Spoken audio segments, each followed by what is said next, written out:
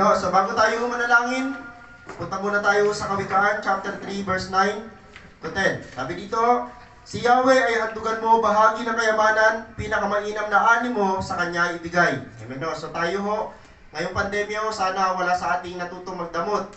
Dahil ang Diyos natin ay hindi madamot. Tama po ba? Sabi ho, sa mga taong hindi madamot, o yung mga taong na nagbibigay pa rin para sa Diyos, ito ang pangako ng Diyos. Sa gayon, kamalig mo ay lagi ng aapaw, sisiglan ng inumin ay hindi na matutuyuan. Tayo manalangin. Hallelujah. Panginoon Diyos, maraming salamat dahil patuloy mo kaming inaalala, Panginoon Diyos, lalo na sa gitna, Panginoon Lord, ng nararanasan naming pandemya, Panginoon, O God. Maraming salamat dahil isa pa rin kami sa mga nagtagumpay, hindi lang sa maghapong ito, Panginoon Lord, kundi naniniwala kaming itong buong isang linggong ito ay pagtatagumpayin mo kami sapagkat kayo ang Diyos na sumasama at patuloy naming pinararangalan sa aming kalagitnaan, Panginoon. Dalangin ko, Panginoon Diyos, na mapagpala o natigit sa lahat, Panginoon Diyos, mabigay namin sa iyo ang pinakamataas na paggalang, papurit, pagsamba, at Lord, pagpalain mo rin po, Panginoon Lord, ang lahat ng mga anak mong naririto, kasama namin na nanambahan, maging yung mga nasa tahanan. Lagi namin dalangin, Panginoon Lord, ang mga panalangin ito sapagkat alam namin na kayo lamang ang Diyos na tutugon sa amin, Panginoon. Pinupuri ka namin, hayaan mo, Panginoon Diyos, na sa oras na ito, kami lahat ay pumayapa ang puso, ipanatag namin ang aming kalooban dahil alam namin, Panginoon Lord, sa pag-upo namin at pagbibigay ng panahon at oras sa iyo, naniniwala kaming ito ang pinaka-the best na oras, Panginoon Lord, na paglalaan ng oras para sa iyo, Panginoon Lord. Pagpalain mo lahat sa iyong pinakamataas na papurit pagsamba sa pangalan ni Jesus. Amen. Maraming salamat to. Hindi ho nakadalo ang ating guest speaker ngayong araw. Siguro ho ay matindi ho pang pag-aaral ang ginagawa niya ho at matindi pagluluto. So talagang kinasasabikan ko yun. So next week ho siya, yung guest speaker natin, hindi ko napapakalanan. Kilala nyo naman ho siya. So sa ngayon ho, ako nakatoka para ho i-share sa inyo ang mensaheng ito. Mateo chapter 5 verse 9. Yan mga kapatid. So nung linggo ho, pinag-aralan natin yung magutom, mauhaw, sabi doon, hanapin ang Diyos. Sa madaling sabi ho, manabik sa Panginoon. At maraming salamat dahil kahit midweek ho, kahit pagod yung iba, kahit medyo hindi maganda ho ang matindi ho lamig ngayon sa Tagaytay, mayroon pa rin ho napunta sa gawain. Amen ho. Mateo chapter 5 verse 9, ito ang pag-aaralan natin. Paskong Pasko na, ramdam nyo, mas may electric fan pa. Ramdam nyo na po ba yung lamig? Kaya ito mensahe natin pang Pasko daw to.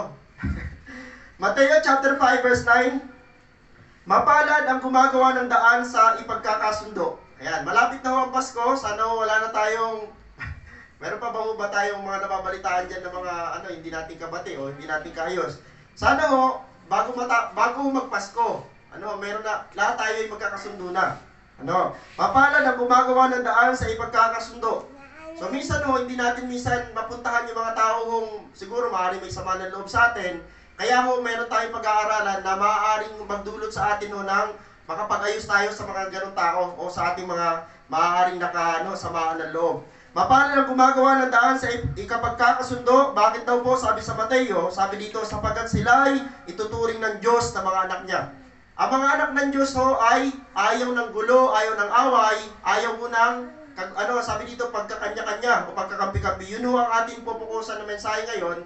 Ang salita ho dyan na daan sa ipagkakasundo, yung mga tao daw na gumagawa ng paraan para magayos, ang mga nagkakagalit o nagkakaaway, ay ituturing ng Diyos na mga anak niya. Oh, praise God. Okay ho, ang tawag ko sa mga taong gumagawa ng daan para sa pagkakasundo ay mga peacemaker. Peacemakers. Ang tawag ko sa kanila, o mga taga-pamayapa, o mga taga-pamagitan. Yan. Yan ang mensahe natin, maging mabuting taga-pamagitan. Sana bago matapos ang taon na to, ma-apply natin ito, especially sa mga taong may kilala may kaalitan, may kilala hindi kaanuhan ng loob, maging mabuti tayo taga-pamagitan. Daanan natin mamaya kung ano mga bagay na ito. So ano ang ibig sabihin ng taga-pamagitan? Ang tagapamagitan ay larawan ng isang tulay. Yan. Ano ang ibig sabihin ng tagapamagitan? Ito ay larawan ng isang tulay. Ang tulay ay nag-uugnay sa dalawang dako, dalawang panig o dalawang lugar para humapang. Para kahit magkahiwalay para mapag-isa niya. Yan, ganun ang gamit ng tulay. At dahil nagkaroon ng tulay, napagaan ang buhay natin, napaayos ang mga daanan. Dati lalayo ng mga bago tumawid sa isang isla, dadaan ka sa bangka o gagamit ka ng iba't ibang uri ng sasakyan para lang ho makapunta ka doon sa isang panig. Pero dahil sa tulay, napagaan ho o napaayos, napagaan ang bawat mga nagkahiwalay na isla o mga nagkahiwalay ho na lugar. So nag-uugnay ho ang tulay sa dalawang panig, sa dalawang dako, sa dalawang lugar para ho ito ay magpanagpo. Ayan. So pangalawang larawan ng tagapamagitan ay katulad ho siya ng isang sasakyan. Bakit ho? Sabi dito ang sasakyan ay nag-uugnay ito sa mga malalayo o nalayo. Okay, dahil sa mga sasakyan, kahit napakalayo na ho, napapalapit na sa isa't isa. So ibig sabihin ho, napakaganda ho ng larawan itong tagapamagitan. Para siyang tulay, para siyang isang sasakyan, at last ho, ito ho, medyo international. Para ho siyang isang ambassador. Ano ang ambassador? Sabi dito ho, ito ay kinatawan o sugo para sa ugnayang pandaigdigan, para sa kayusan at kapayapaan ng bawat bansa. So napakahalaga ho ng tagapamagitan. Ibig sabihin dito ho, ang tagapamagitan ay may malaking gawain para sa kapayapaan at kaayusan ng lahat. At inaasahan ng Diyos na tayo mga anak niya, ang mga tao hong mamamagitan sa mga taong nalayo, sa mga tao hong nasa kabilang panig o hindi ho mapang-ayos o mapang-abot sa isa't isa. Tayo bilang mga magkakapatid sa Panginoon at mga anak ng Diyos, inaasahan tayo ng Diyos na maging mga tagapamagitan. Ano-ano ang gawain ng isang tagapamagitan? Gumagawa ng paraan, ang tagapamagitan ay gumagawa ng paraan para sa pagkakasundo-sundo. Yan. Kala natin magaan lang, no? Okay, ano ibig sabihin nun? Ganito ang gagawin yan. Pumapagitna para pumayapa. Nakakita ka na ng dalawang nag-aaway? Kung sino ang una doon masasaktan, yun nasa gitna. Kaya minsan ho, ayaw ng ibang mamagitan o maging tagapamagitan sapagkat marami na ho ang namatay dahil namagitan sa away, namagitan sa gulo at siya pa ho ang nasaktan o siya pa ho napahamak. Kaya marami hong ayaw mamagitan. Ano ang ibig sabihin ng tagapamagitan ay pumapagitna. Yung salita hong pumagitan, yung salita tagapamagitan ay salita parang nandun yung word na gitna. Okay, so ibig sabihin na mamagitan ka kapag wala kang kinikilingan. Tama ho, patas ka sa magkabilaan. Tama po ba? So ibig sabihin pag tagapamagitan ka, hindi ka bias. Pareho kang panig sa kabila dahil ang punteriya mo ay maayos po sila. Siya ang tumutulog para sa iba, siya ang nakikiusap para sa iba, nagsasakripisyo ng oras at panahon para sa iba, naghahandog o nag-aalay ng buhay para sa iba. Sa madaling sabi ho, ang tagapamagitan ay nakafocus sa sa kapakanan ng iba dahil hindi siya makasarili. At hindi ho basta-basta ito nagagawa ng isang normal na tao maliban mayroon siyang tutularan. Yan. So balikan ho natin yan mamaya, okay? So tagapamagitan ho, sabi dito ho, bakit kailangan ng tao ng tagapamagitan? Simulat sa pulo, pag pinag-aralan natin ang Biblia, nakita na natin kung paano namagitan ho ang anak ng Diyos para ho sa atin. Sapagat simulat sa pulo, nagkaroon ho ng division, nagkaroon ho ng pagkawalay ang tao sa Diyos. Kaya ho nagkaroon tayo ng tagapamagitan. So ito ho, binabalikan natin yung tanong, bakit kailangan ng tao ng tagapamagitan sa sa tao at sa Diyos? Ito ang sagot. Dahil mayroon tayong taga-usig. Mga kapatid, kailangan natin ng tagapamagitan dahil mayroon tayong taga-usig. Ayan. Pahayag chapter 12 verse 10b, ganito ang mabasa natin. Pagkat pinalayas na sa langit ang umuusig araw at gabi sa mga kapatid natin. So sa langit ho, mayroon tayong taga-usig. May mamuusig tayo sa langit at ang ginagawa niya ito, gabit araw o araw at gabi. Grabe ho, ito ang taga-usig natin. Ito yung taga-sumbong natin sa Diyos. Ito yung parati ho nagbibigay ng mensahe sa Diyos, nag-report sa Diyos. Panginoon, yung anak mo daw sa langit, siya ho lagi nagre-report. Wala ho siyang specific na pangalan, pero ho, sabi ho ng mga scholar, ang tawag ho dyan ay mga masasamang espiritu. Siyempre ho, alam naman natin, kung mayroon kang babanggitin na masamang espiritu, number 1 ho dyan ay si Satanas.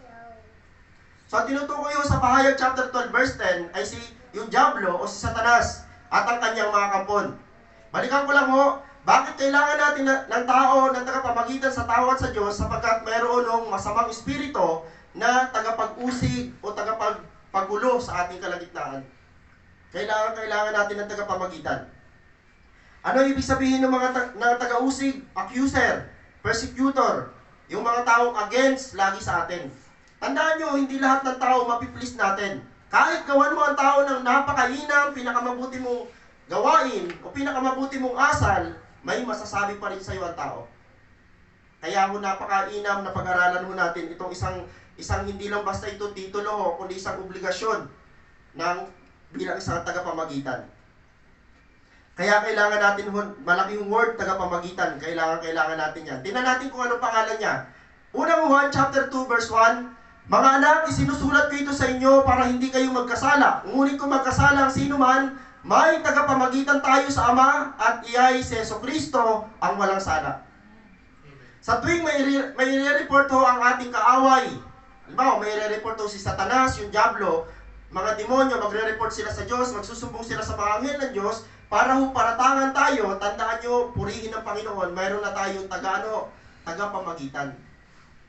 Kaya pala ho, lugi ho ang isang kapatiran kapag nawalay sa Panginoon o umalis sa Panginoon, dahil yung tagapamagitan na lagi magdedepensa sa kanya sa harapan ng Diyos, wala na. Ano sabi dito? At iyay si Jesucristo ang walang sala.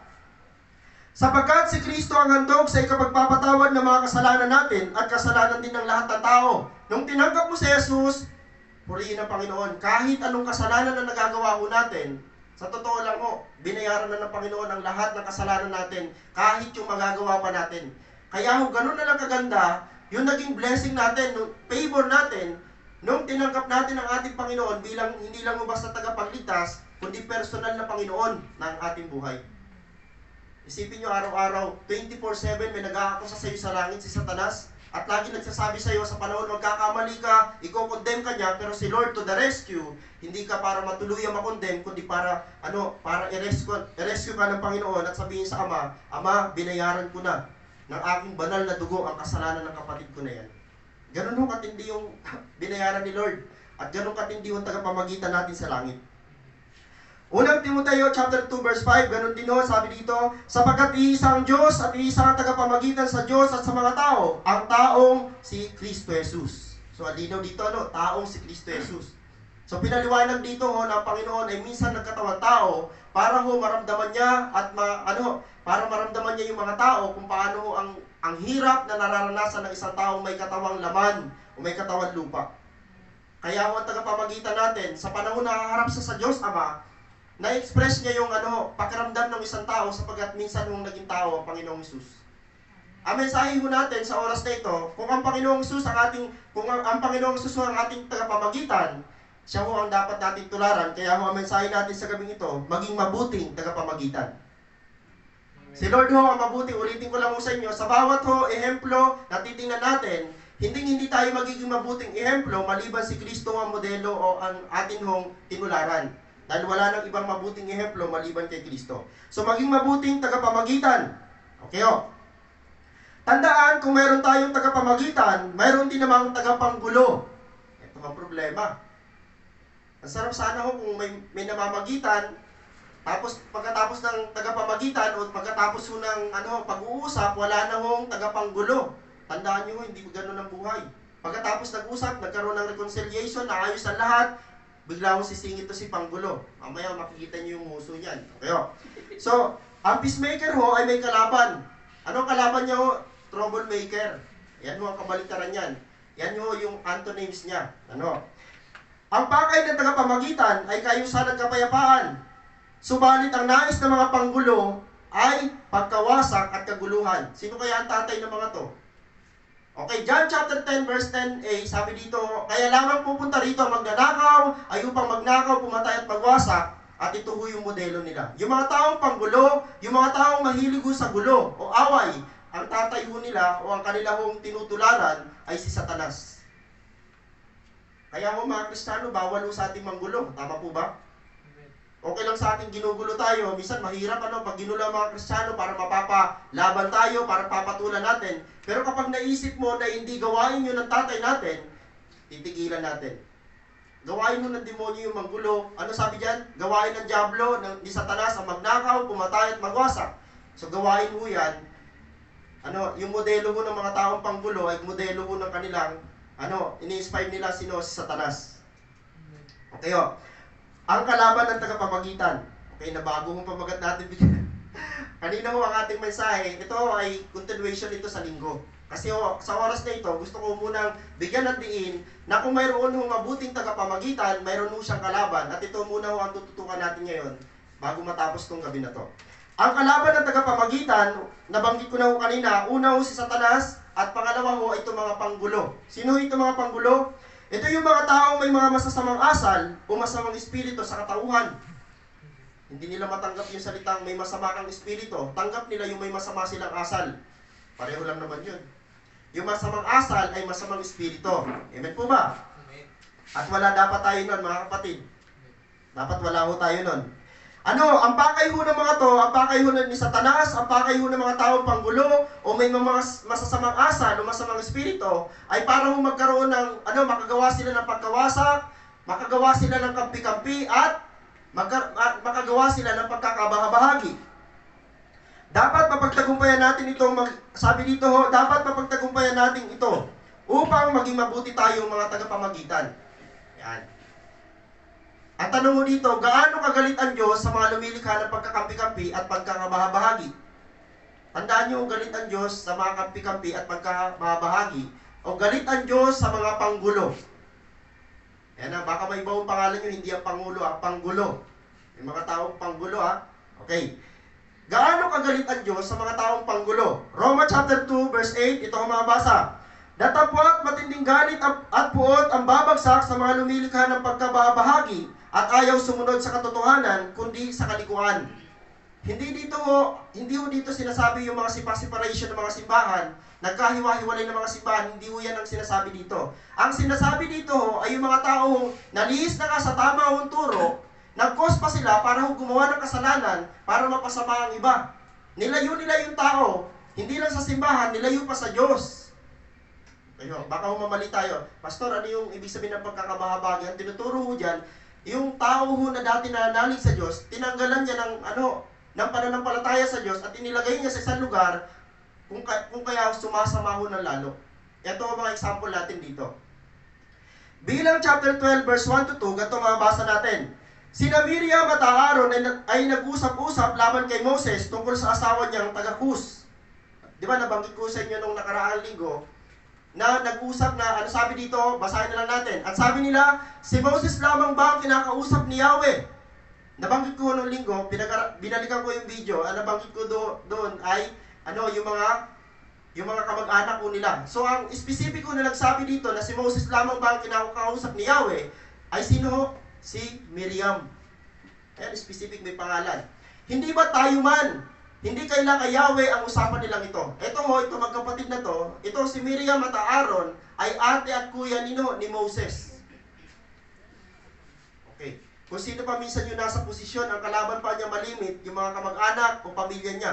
Si Moses, kinaingitan siya ng ate niya, kinaingitan siya ni Aaron, pero ito ang good news. Sabi dito, hindi ba tayo man, hindi kailangan kay Yahweh ang usapan nilang ito. Maaaring lihim sa kanilang bunso, si Moses ang kanilang pangatlong kapatid, maaaring lihim ang sinabi ni Miriam at ni Aaron, pero sa Diyos ay walang nalilihim.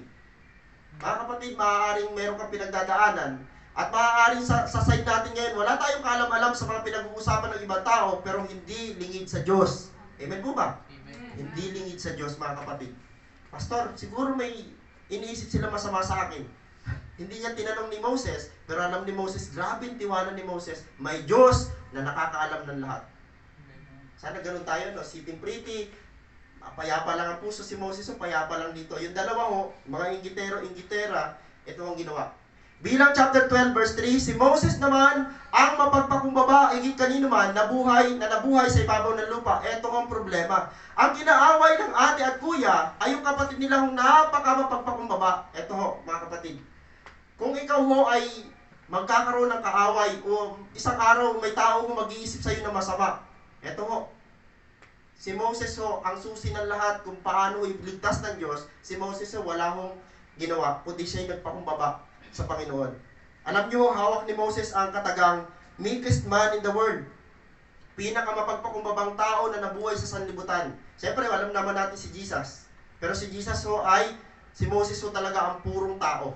Ayan, si Moses ang ating pinag-aaralan dito. Siya ang pinakamapagpakumbabang tao at lugi ito. Ang kinalaban ni Aaron at ni Miriam ay taong hindi basta palaban, kundi lagi sa Diyos lamang nagtitiwala. Bilang chapter 12, verse 6-7, ito sabi, sinabi niya, ginawa ng Diyos dahil napakinggan ng Diyos ang sinabi ni Miriam at ni Aaron, Pinatawag ko ngayon yung tatlo. Ang hirap ng... Sabi ng Diyos, halika kayong tatlo, mag-uusap-usap tayo. 4 na sila. Kinabahan siguro tong, sino ang kabado? Si Moses, walang alam. Wala lang kay Moses. Kasi alam ko ni Moses, pag nagpatawag ang Diyos, may sasabihin ng Diyos, na instruction, pero ito ho, iba. Doon yung sa sa verse 4, tsaka sa 5. Tingnan natin sa 6. Sinabi niya, pakinggan ninyo ito. Kung sino may nais kong hiranging propeta, napapakita ako sa kanya. Sa pangitain at kinakausap ko siya sa panaginip. Ayan na, sinisermonan na ng Diyos. Sinisermonan na ni Yahweh, si Miriam at si Aaron. Walang kaalam-alam si Moses. Isipin nyo, sinisermonan yung dalawang ate at kuya ni Moses. Si Moses wala lang. Ito, sabi, ngunit kayo ba ang ginawa ko kay Moses? Ito, tinataas na naman ngayon ng Diyos. Inggit na nga yung magkapatid kay Moses, tinataas na naman ng Diyos. Pagkat siya lamang ang lubos kong mapagkakatiwalaan sa aking sambahayan. Bilang 12:8, kinakausap ko siya ng harapan at sinabi ko sa kanya lahat na sa maliwanag na paraan. Lalo pang pinahiyaw si Miriam at si Aaron. Di ba sabi ni Miriam, si Moses lang ba ang kinakausap ni Yahweh? Di ba tayo man? Dahil narinig ng Diyos, sabi ng Panginoon, kinakausap ko siya ng harapan. Napahiya na naman yung dalawa.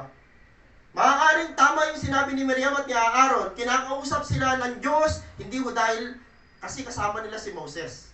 Wala naman nabasa sa Bible na kinausap si Miriam, si Aaron, ng Diyos mismo. Hindi ho, dahil nandun si Moses, kaya narinig nila yung tinig ng Diyos. Okay ho, hindi sa pamamagitan ng talinghaga at siya lamang ang nakakita ng aking anyo. Bakit kayo nag-uusap laban sa kanya? Bigla akong kinabog na yung dibdib ng dalawa. Mayroon pala ko nakakaalam ng mga iniisip nating masama o sikretong hindi maganda sa ibang tao. Amen o, kaya ho kayo, panatag lang, kampante lang. Pastor, mayroon akong pinagdaraanan, parang pinagtutulungan ako, kampante ka lang kapatid. Ilagay mo ang sarili mo kagaya ni Moses, magpakababa ka lang. Ito ang response. Ito ang gagawin ng Diyos. So, si Moses dito at the time, pinatunayan ng Diyos na si Moses lang ang hinirang ko sa inyong tatlo. Sa inyo magkakapatid, kinakausap ko kayo, pero si Moses lang ang hinirang ko sa inyo. Napahiya. Minsan yung mga taong mayayabang, ipapahiya talaga ng Diyos sa harapan. Pero yung mapagpakumbaba, lalo pang tinataas ng Diyos sa mga taong mayayabang. Gusto natin? Itaas lalo ng Panginoon. Kaya, stay lang tayo magpakababa. Ito na ho nangyari. Bilang chapter 12, verse 10, nang mawala na ang ulap sa ibabaw ng tol ng tipanan, si Miriam ay namuti sa ketong. Tandaan nyo, iba si Lord maghiganti. Amen po ba? Nagpakababa ka lang. Wala kang kalam-alam sinisiraan ka. Ginawan ka ng kwento na hindi naman tama. Ito ho, ginawa ni Moses, nagpakababa lang siya. Wala siyang kaalam-alam, pero grabe tiwala niya sa Diyos. Isipin nyo, dalawa sila, di ba, na nag-usap? Sabi ni Miriam, di ba tayo man, bakit to si Aaron hindi kasama sa kinetong? Dahil may gagawin nung siya. Sa linggo ko na sasabihin. Si Miriam ay namuti ho sa ketong. Ganun ho katindi. Yan. 7 araw na nagkaketong ho si Miriam. At dahil ho sa pagkaketong ho nitong si Miriam, hindi ho nakaalis ang mga Israelita ho sa lugar nila ng 7 araw. Bawal ho umalis pag may ketong. Kapag tatawaran ka ng lugar na dadaanan mo, ay may mga ketong. Mga sinumpa ho may ketong. Si Miriam at the time, sinumpa ng Diyos dahil nagkaroon siya ng isipan na magkampihan. Diba? Sinabi niya sa kuya niya, para magkampihan sila, isipin nyo. Ayaw ng Diyos ng kampi-kampi, mga kapatid. Bilang chapter 16, verse 1 to 7, isipin nyo, lahat ito ay nabalita sa buong Israelita, pero lumipas lang ang ilang chapter. Mula chapter 12, nagkaroon ng chapter 16, ilan lang ho ang agwat niyan? Nasa 4 lang na chapter. Meron na naman umusbong ho. At ito ho yung ating pinag-aralan ng linggo. Naghimagsik laban kay Moses, si Kor, na anak ni Izar, at apo ni Koat, na anak ni Levi. Ayan ho, kaya ho magkakamag-anak sila. Si Korah, di ba ho, nung linggo pinag-aralan natin si Korah. Si Korah ho, kamag-anak ho ito nila Moses. Kasi galing sila sa isang lipi ni Levi. Isipin nyo, nagkakaingitan kasi ho. Kasi si Moses at the time ang pinaka-pinuno nila. Pero ang itinaas ni Moses ay yung kanyang kuya bilang high priest o kaya saserdote. Minsan ho, may mga ganon. Pastor, bakit lagi yung pamilya mo nandun sa gawain? Bakit sila yung parang napopromote? Parang ganun ho ang tanong nila dito mas maganda ho makita ng pastor ng pamilya na naglilingkod sa Panginoon kaysa makita ng pastor walang ginagawa ang pamilya niya sa Panginoon. Tama po ba? At hindi ho yun maganda sa harapan ng Panginoon. Kasama niya sa paghihimagsik na ito sina Datan at Abiram na mga anak ni Eliab, at si On na anak ni Pelet, na pawang buhat sa lipi ni Ruben. Ayan o, dalawa ng lipi. Si Ruben ang panganay na anak ni Jacob. Ayan na, nagkakaroon na ng kampiyan. May kasama pa silang 250 katao na pawang kilala sa bayan at mga puno ng kapulungan. So, nakausap po nila itong, nakausap po ng mga taong gusto magimagsi kay Moses, itong 250 na mga Levita at pati yung salipi ni Ruben. Bilang chapter 16 verse 15, sabi dito, dahil dito, nagalit si Moses at sinabi kay Yahweh, huwag mong pahalagahan ang kanilang handog, hindi ko sila kinunan kahit isang asno, pinagmalabisan man. Pangalawa mga kapatid, para ipagtanggol ka ng Diyos at para maramdaman mo na talagang nasa panig mo ang Diyos, kanina mo magpakumbaba, unang susi para maranasan mo ang pagtatanggol sa iyo ng Diyos, iasa mo sa Diyos. Pangalawa ho, itong ginawa ni Moses, nagsumbong na sa Diyos. Okay, ayan. Pinaka-the best, halimbawa dumating sa panahon na may umaway sa iyo, may parang kontra sa iyo, huwag mo nang patulan, hayaan mo isumbong mo sila sa Diyos. Si Moses, ang sabi doon, sinabi ni Moses kay Yahweh. Hindi niya kaya, siyempre tandaan niyo si Moses ay isa lang. Yung kuya niya, duwag. Duwag ho si Aaron. Bakit ko nasabi duwag? Sa Exodo kaya mo nagawa ang guyang ginto dahil ang namumuna at the time ay si Aaron. Ang sabi ng mga tao, hindi na bababa si Moses, patay na yan. Si Aaron natakot. Natakot si Aaron, sige, bigyan niyo sa akin naman lahat ng alahas niyo. At kung ano yung lumabas dito, yun ang magiging Diyos natin. Lumabas yung guyang ginto.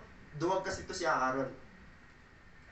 Sa Lord, nagsumbong siya. Roma chapter 12 verse 19, balikan ko lang mga minamahal, huwag kayong magiganti, paubayan ninyo yun sa Diyos. Sapagkat nasusulat, akin ang paghihiganti, ako ang gaganti, sabi ng Panginoon. Ito ay reminders na naman sa atin, na sa panahon na tayo'y parang sinisiil, pinagtutulungan, pinagkakampi-kampihan, nagkukos ito ng parang kanya-kanya.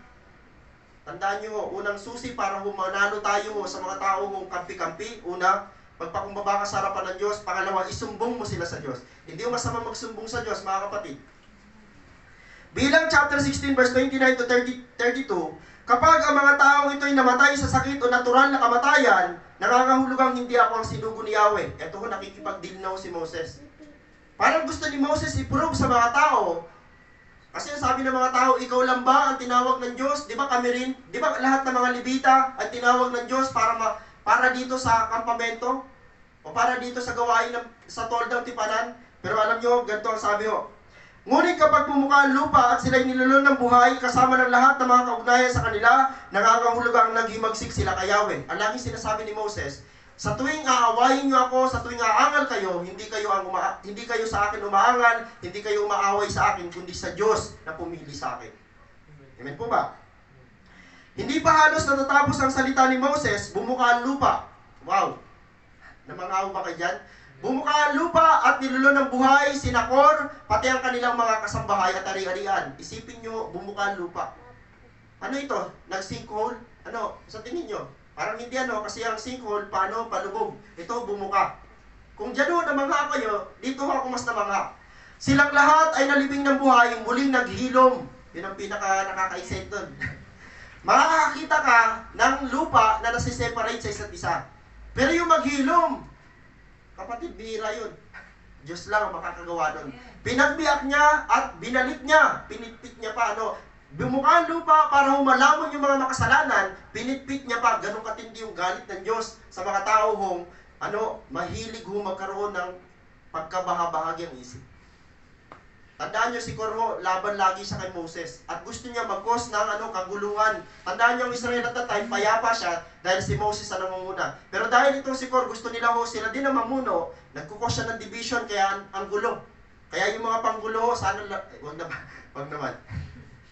Gusto nyo ba ipalamon na natin sa lupa? Hindi na nangyayari ito ngayon, Bigla na lang nabuka yung lupa, kakainin, tas ibabalik. Sira na yung tiles. Na-imagine ko lang. Bumukal yung lupa. Sino kaya yun? Sana walang ganun. Naghilom. Dito ako na-amaze. Talagang mga ako, Lord, grabe. Hindi ako umahangat doon sa mga bislang bibiyak. Ito, pinabalik ng Diyos. Talagang pinitpit niya yung mga tao. At ang sabi ho dyan, dahil dito, nagkagulo sila sa takot. Lumayo kayo rito. Ang sigawan nila, baka pati kayo'y lamunin ng lupa. Samantala, nagpaulan ng apoy si Yahweh at tinupok ang 250 kasamahan ni Kor na nagsunog ng kamanyang. Yan. Ang tamang basa sa kamanyang ay kamanyang.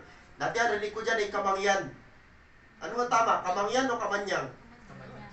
Kasi yung palang kamangyan, vlogger yun. Vlogger pala yun. Kamanyang mo ang basa. Pastor, nagsunog lang ng kamanyang. Bakit na? Nagsunog lang mo ng kamanyang. Bakit ito sinama ni Lord sa pinarusahan? Ano? Ayan. So bakit ho pinarusahan? Sinama ho sa pinarusahan. Dahil ho, sila ho ay mga hindi naman tinawag ng Diyos para ho magsunog. Tandaan nyo, ang pinasusunog lang ng Panginoon ay ang lipi lang ho ni Aaron. Kaya lang itong mga taong ito, sabik sila sa posisyon, sabik sila ho sa sa gagawin ng pastor na obligasyon, parang gusto nila ho. Meron na ho ba? Ayan, sorry.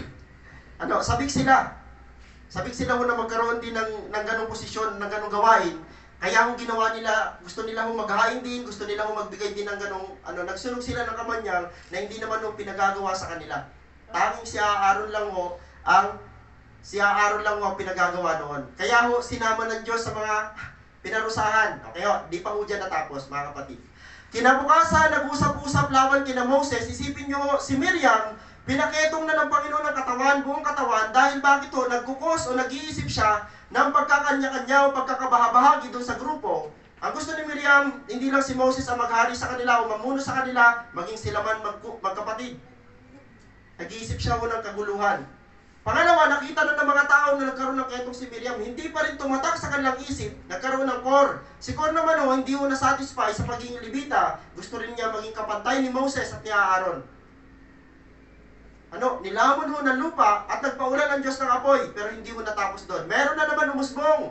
Kinabukasan, nag-usap-usap laban kina Moses at Aaron ng buong bayan. Ito, malupit. Si Miriam at si Aaron, dalawa lang ho na nagkampihan, nagalit ang Diyos. Si Kor, kasama ho yung lipi ng Levita, lipi ni Ruben, nagalit ang Diyos. Ito ho, buong bayan na. Sa tingin nyo, magagalit ho ba ang Diyos? Lalo ho magagalit ang Diyos. Sabi nila, pinatay ninyo ang mga lingkod ni Yahweh. Isipin nyo, ang Diyos ang gumagawa ng paraan para mamatay yung mga tao makasalanan at that time, pero ang bintang ng mga tao kay Moses na naman.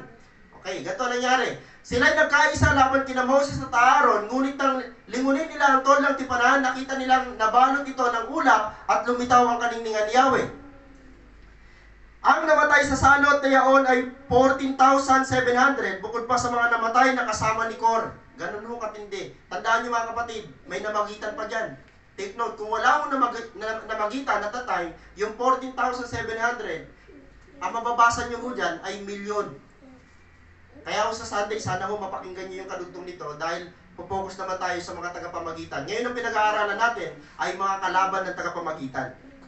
Okay, babala. Okay. Roma chapter 2 verse 8, babala, natapot, matinding galit at puot ang babagsak sa mga lumilikha ng pagkakabahagi at ayaw sumunod sa katotohanan kundi sa kalikuan. Mga kapatid, kung mayroon umaagrabyado, umaaway sa atin, i-comfort natin yung inaapi, inaaway na kapatid natin, wag na nating kampihan. Ayaw ni Lord na kampihan. Ipalakasin natin yung ating kapatiran na inaaway at ang ilagay natin sa puso niya lagi, kapayapaan, kaayusan, maaayos din kayo. No. Roma chapter 16 verse 17 to 18, ganito ang sabi ng Bagong Tipan. Pinamamali ko sa inyo mga kapatid, tandaan ninyo ang mga lumilikha ng pagkakampi-kampi at nagiging sanhi ng pagtalikod sa mga aral na tinanggap ninyo, iwasan ninyo sila. Pag may mga kapatid dito sa simbahan natin, pag nakarinig kayo na parang nagsisiraan, o kapatiran natin, halimbawa naninira. Halimbawa lang ako hindi ako basta naniniwala sa sabi-sabi. Pag ako nakarinig, ang mga gayong mga tao ay hindi naglilingkod kay Kristo na ating Panginoon, kundi sa kanilang makasariling hangarin. At sa pamagitan ng kanilang magaganda at matatamis na pangungusap ay inililigaw nila ang mga mapaniwalain. Ulitin ko lang ho sa inyo, hindi ho against ang Diyos doon sa mga churches na naghiwa-hiwalay para ho lalo sila makapaglingkod ng mas marami sa Diyos. Ang galit ang Diyos ay yung naghihiwa-hiwalay ng mga simbahan at ano ang nangyari? Nagiging mga makasalanan. Nagiging parang kaaway na nila, yung pinanggalingan nilang simbahan, kaaway na nila, yun ho masama. Pero yung mga tao kung galing sa isang simbahan, nag-iwa-hiwalay, sa Bible naman ho kasi, wala hong pinagbawal na umalis ka sa isang simbahan, wala hong mababasang ganun. Ibig sabihin, pag malinaw ho yung namumuno, okay ka lang. Hindi ho, ang inutos ng Panginoon ho doon, okay lang ho, maghiwalay ka sa simbahan, magkahiwalay kayo ng yung leader, pero wag na wag ka lang hiwalay kay Kristo dahil siya ho ang pinaka makapagliligtas sa atin. Hindi ho ang simbahan, mga kapatid. Hindi rin ho ang pastor. Tito chapter 3 verse 10 to 11, itakwil mo ang sino mang lumilikha ng pagkakampi-kampi, matapos pagsabihang minsan ng makalawa. Yabang alam mo nang siya'y masama at ang kanyang mga kasalanan na nagpapakilalang siya'y mali. Okay, nakita niyo yung salita dyan, masama? Nabasa ko natin dito itakwil. Pero ito mas malala ang gagawin ho. Sa 1 Corinto chapter 5 verse 17 to 12 to 13, ito ang sabi. Ganito ang sabi ng kasulatan, itiwalag ninyo ang masamang kasamahan ninyo. Kaya pala yung mga ibang mga simbahan nagtitiwalag, dati parang, ano ba yan, nagtitiwalag sila. Pero ako na nabasa ko to, sabi ko, Lord, gusto ko itong i-apply. Gusto ko itong i-apply sa simbahan natin, mga kapatid. Wag pastor, hindi yung dapat i-apply yan. Para ang simbahan ay maging modelo, ang simbahan ay hindi dapat kampi-kampihan, ang simbahan ay hindi dapat awayan.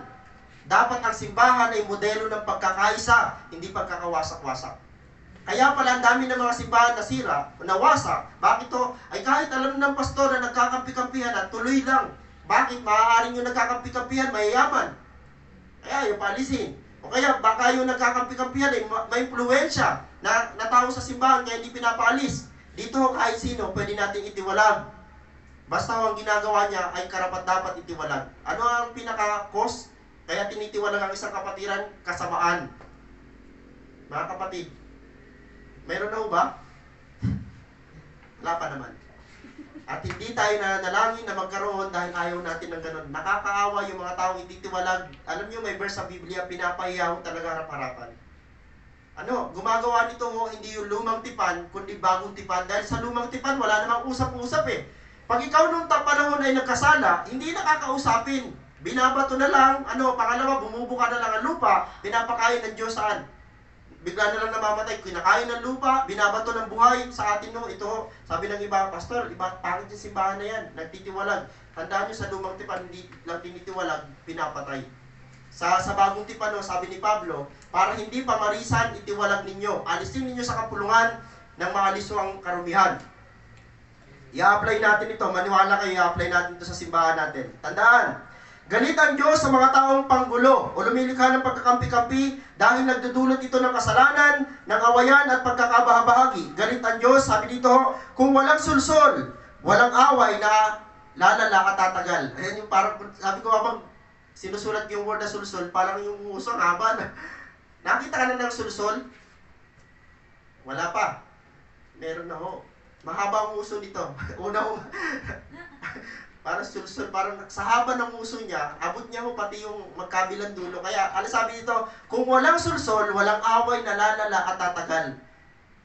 Yan ho ang lingwahe sulsol. Sabi ko, sinerge ko muna sa baka walang ganyan salita. Mayroon ho, ang salitang sulsol, ay ito yung taong nagpapadingas palalo ng apoy. Isipin niyo nag-aaway na, imbis na mamagitan, ang sabi niya, o nga, baka pa pala to. Bukod sa sulsol na, baka pa. Huwag ganun ha, pag kami nagsumbong sa atin, may pastor, pinagkanuan, o nga. Sulsol, hindi ho, dapat to, i-comfort natin to, hayaan mo na siya. Maayos din kayo. Ganun dapat yung mga salita, hindi yung sulsol, o nga, ganyan nga yan. Lalo ka pang magagalit, at lalo pang susugurin yung tao. Mga kapatid, hindi ganyan ang gusto ng Diyos. Ano sabi? Galit ang Diyos sa mga taong panggulo, galit ang Diyos sa mga taong sulsol. Wala tayong pinapangalanan, pero marami yung ganyan. Hamon, bago tayo mag-pray, huwag maging panggulo. Okay. Huwag maging panggulo, bagkus maging mabuting tagapamagitan sa lahat ng mga tao. Mga kapatid, ang mensahe natin, maging mabuting tagapamagitan. At yan ho ay to be continued. Ayan. Sa Sunday ho, palapakan natin ng Panginoon. Mga kapatid, sa Sunday ho, ituloy natin ito. Lagyan natin ng excitement palalo. Kanina ho, pinag-aaralan lang natin yung kalaban ho ng tagapamagitan. Sa Sunday ho, tingnan naman natin kung paano maging mabuting tagapamagitan. Purihin ka, Panginoon Diyos, sa gabing ito. Hayaan mo, Panginoon Diyos, na ang simbahang ito, Panginoon Lord, ay patuloy na maging maayos sa iyong harapan. Itong kapatiran na kasama ko dito, Panginoon Lord. Lord, kami lahat ay mayroong kasiraan. Kaming lahat ay mayroong karumihan. Kaming lahat, Panginoon Diyos, ay mayroon katitisuran ng mga ugali. Kaya ang aming pananaw, ang aming tingin ay kay Jesus lang nakatuon. Dahil si Jesus lang ang malinis at si Jesus lang ang kapuri-puri, Panginoon Lord. Habang kami nakatingin sa Panginoon, unti-unti namin nakikita ang aming karumihan at humihingi lagi kami ng tawad sa Panginoon dahil alam namin siya lang ang makapagbabago sa amin, siya lang ang lubos na makakaayos ng aming buhay, Panginoon Diyos. Lord, kung hindi man kami naging mabuting tagapamagitan ng mga nagdaang panahon, ng mga nagdaang araw, at dahil kami nag-cause ng division, kami nag-cause, Panginoon Lord, ng alitan, patawarin mo kami, Panginoon Diyos. Hatayaan mo, Panginoon Lord, habang nililibil mo ang mensahe mong ito sa amin, magkaroon naman ng apoy sa puso namin, kung paano naman magkaroon ng reconciliation, magkaroon, Panginoon Lord, ng restoration, Panginoon Lord, maayos ang mga pusong kailangan mag-ayos, Panginoon Lord. Tulungan mo kami. Ulitin ko lang, Panginoon Diyos, hindi namin kaya sa ganang amin. Pero tulad ng sinabi ni Pablo, yung hindi niya kaya, nagawa niya, nakaya niya, dahil sa kaloob na lakas ni Jesucristo, Panginoon. Amen. Ang simbahang ito ay tinataas ko po sa inyo, Panginoon Lord, ang Heaven to Earth Church. Dalangin ko, Panginoon Lord, ang simbahang ito, Panginoon Lord, ay patuloy na maging matatag sa iyong harapan, Panginoon Lord. Maging ang mga kapatid namin nasa kanilang mga tahanan, maging matatag kami lahat, Panginoon Diyos. At sa lahat ng mga makikinig ng salitang ito, maging tagapamagitan kami kaysa maging sulsol o maging cause, Panginoon Lord, na lalo pang awayan, lalong magkaroon ng gulo. Kaya tulungan mo kami, Lord. Kayo, Panginoon Diyos, ang magturo sa mga taong panggulo. Kayo magturo sa mga taong, Panginoon Lord, na walang ibang isip kundi magwasak, mag-cause ng division, Panginoon Lord. Kayo po ang magturo sa mga taong ito. At kayo ang Diyos na nakakaalam kung sino-sino po sila, Panginoon Lord. Muli, ang simbahang ito sa lugar na ito, Lord, ay patuloy kong tinataas sa inyo. Nawa ay maging modelo kami sa lahat ng aspeto ng aming buhay. Sa iyong papurit pagsamba sa pangalan ni Jesus. Amen. Maraming pong salamat sa ating lahat.